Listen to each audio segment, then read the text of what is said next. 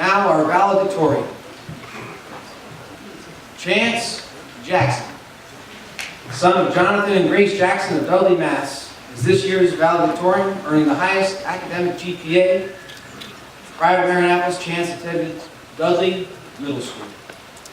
During his years at Marianapolis, Chance has taken high honors, rigorous AP, and honor level courses. Chance is a member of the National Honor Society as well as the Chinese National Honor Society. Chance is captain of the track and field team. He's the student council secretary and has also served as a peer leader and wellness leader. Beyond academics, Chance has volunteered to help the homeless in Boston, Massachusetts, traveled to the Appalachian region to assist the local community, and serves as a tutor at the Marianapolis Riding Center. Chance received the University of Rochester George Eastman Young Leaders Award and Scholarship and the Marianapolis Biology Award his junior year. Chance will be attending Boston University's College of Engineering Honors Program. He will be majoring in biomedical engineering as well as pre-med. Chance hopes to have a career in either researching the applications of regenerative growth to modern medicine or continuous education to become a doctor. Ladies and gentlemen, Mr. Chance Jackson.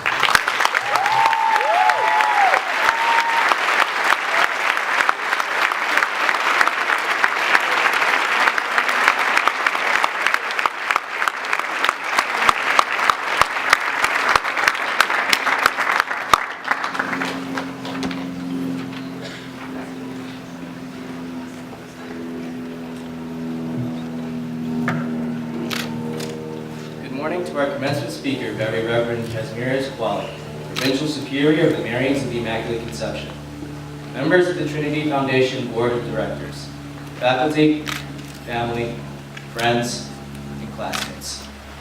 It is my great honor to address you all today on the behalf of Marianapolis Preparatory School's graduating class of 2015.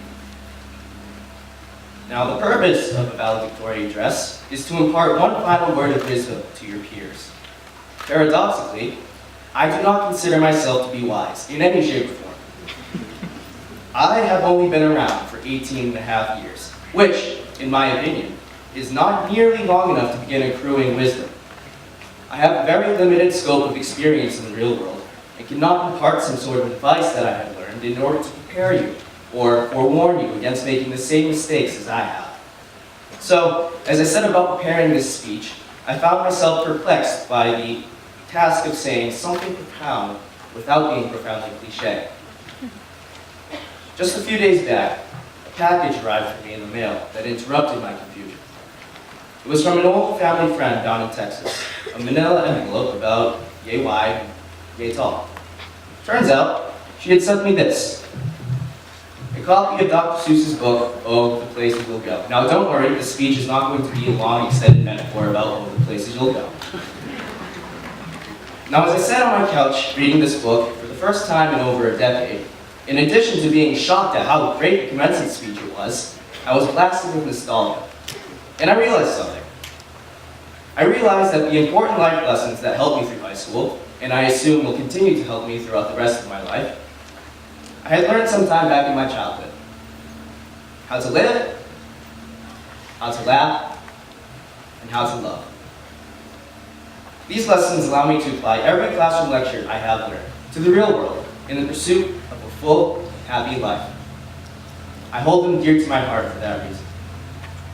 The time management, or oratory, or interpersonal communication, or even leadership skills that I have sharpened during my time here would be useless without learning how to truly live, laugh, and love.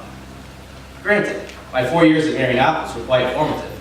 I learned a great deal about myself, and the nurturing environment engendered within me an insatiable desire to push myself beyond the limits I had set for myself, all while continuously asking the question, why?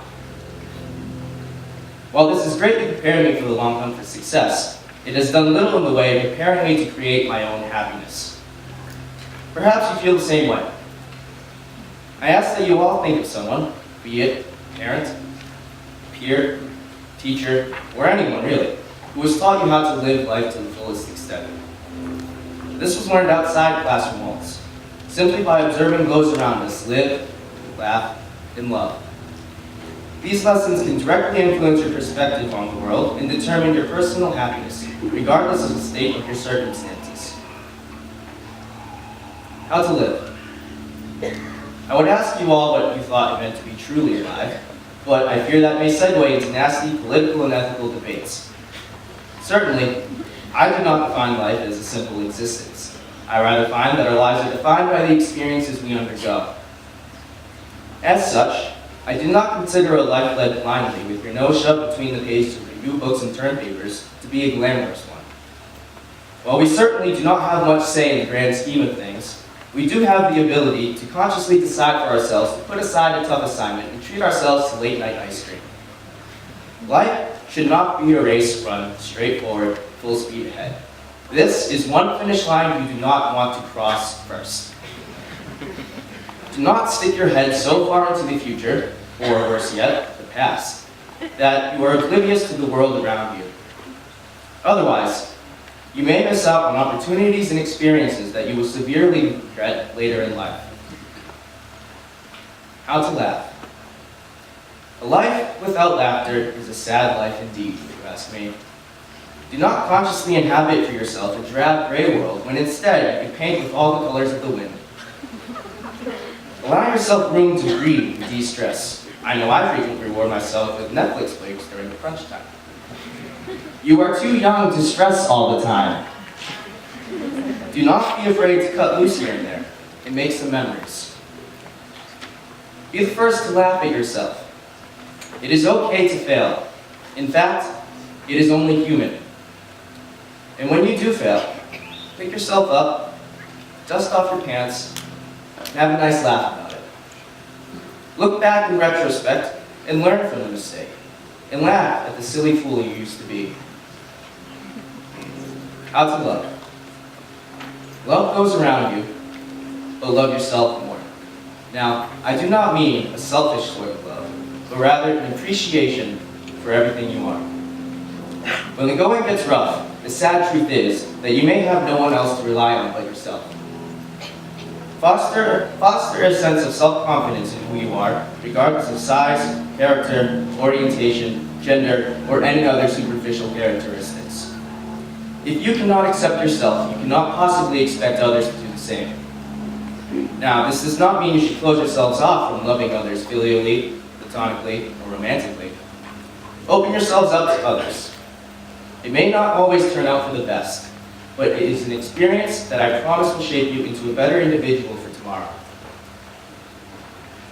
As we sit poised on the verge of this exciting new chapter in our lives, many, if not all of us, harbor some sort of fear or nervousness or anxiety about the uncertainty of our futures. I am certain that our family around us and the faculty behind me are well acquainted with the feeling. I know that I am personally terrified of what the future has in store for me.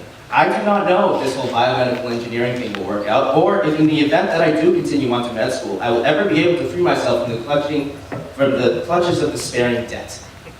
The list could go on and on. I wish I could look into a crystal ball and see what life has in store for me.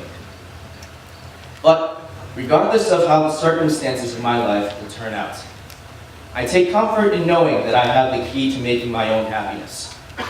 After all, happiness can be found even in the darkest of times, when one only remembers to turn on the light. And I have found my light switch. I hope that you take comfort in knowing the same.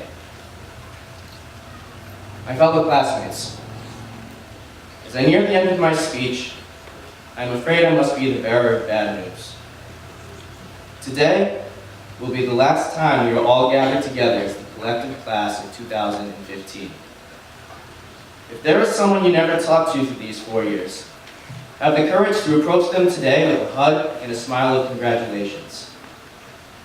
If there is someone you share an unpleasant history with, set aside your differences for the next few hours and congratulate one another on surpassing this trial. Let us exult in each other's company one final time. Let us live, laugh, and love together one final time. With that, my fellow graduates, I urge you to go on your way.